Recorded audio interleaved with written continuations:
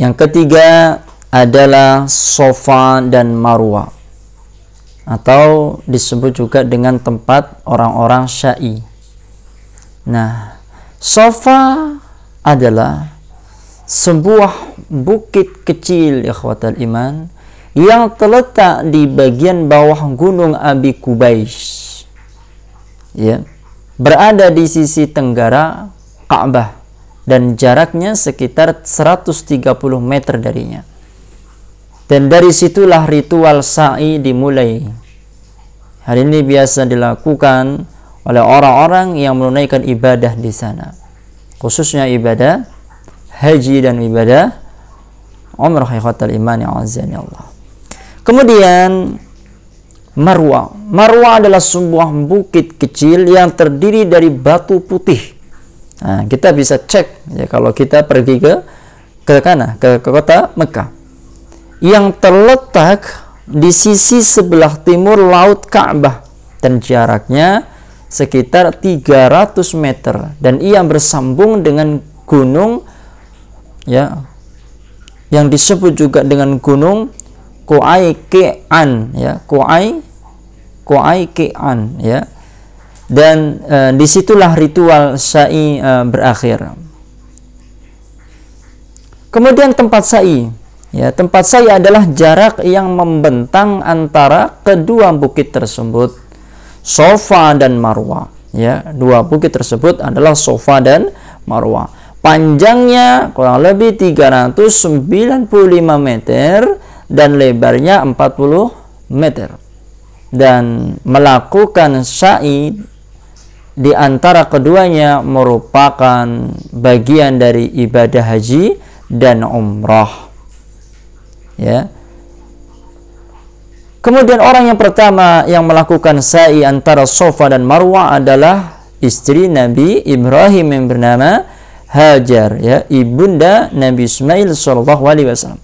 Kapan? Ya, ketika bekal airnya telah habis, lalu putranya Ismail mulai menangis kehausan. Hajar pun bergegas mencari air, dan ia menemukan bahwa tempat yang paling dekat dengannya adalah Safa dan Marwa. Maka ia pun mulai naik ke atas bukit tersebut, lalu berlari-lari mencari air. Ia mencari air tersebut sejauh mata memandang, hingga tiba-tiba ketika ia melintas di perut lembah yang ada di antara keduanya, ia bergegas ya. Dan ketika ia menyelesaikan putaran ketujuh, ia seperti mendengarkan bisikan dari mana ya, dari arah anaknya Ismail. Ia pun mendatanginya kemudian Ismail untuk menenangkannya. Ternyata ia menemukan air yang memancar di bawah kaki anaknya, yaitu Ismail alaihis salam. Pada mulanya ikhwatal iman, tempat sa'i itu berada di luar bangunan Masjidil Haram. Pada mulanya seperti itu. Dan ia sama sekali tidak mempunyai bangunan khusus, tidak ada.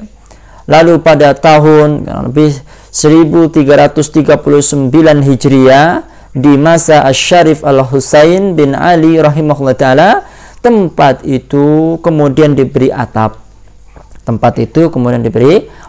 Kemudian pada tahun 1375 ya Hijriah, untuk pertama kalinya selesai dibangun ya bangunan khusus untuk tempat sa'i ya, yang digabungkan masuk ke dalam ya, bangunan Masjidil Haram ya.